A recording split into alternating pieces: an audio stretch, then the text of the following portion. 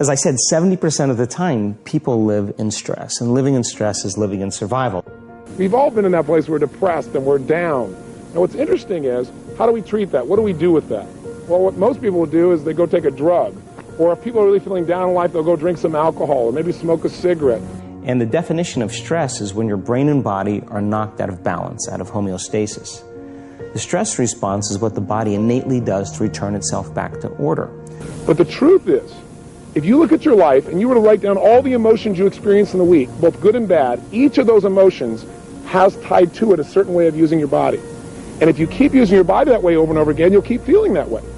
There's one thing that if you did every single day, no joke, it would make an extraordinary difference in whatever mental health issue you're struggling with, and that is exercise. And the reason you've got to exercise every day is because what we know about human beings is that when you physically move, your physiology changes, and that changes your brain. You've got to detach. You've got to detach from the problems or the stress that you're experiencing so that you can get that perspective of them. Now, there's a couple different types of stress.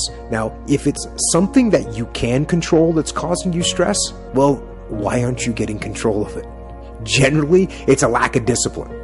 So you gotta have the discipline to grab control and make it happen. And when I say you need discipline for that, what that means is these stresses that you're avoiding, they're not gonna go away if you avoid them. So take the discipline to face the stressful situation. Get ahead of it. Don't be afraid of it. Now, there's also stress that's caused by things that you cannot control.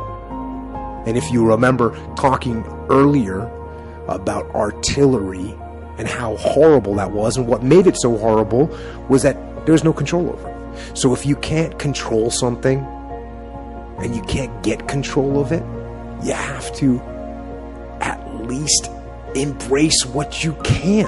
And I'm not saying you're going to embrace artillery shelling, but I'll tell you what, there's only so much you can do, and you cannot completely eliminate it. But you can't control it, so why are you going to worry about it? Why are you going to stress about it? Getting your heart rate up, getting outside, breathing, feeling connected, getting out of your house, which may make you feel depressed and trapped. Doing that every day, that physical push. You don't have to run. You don't have to go to an aerobics class. Get outside with your dog in the woods. Walk with a good friend for 2 or 3 miles. Doing that every single day not only moves your body, which changes your mind,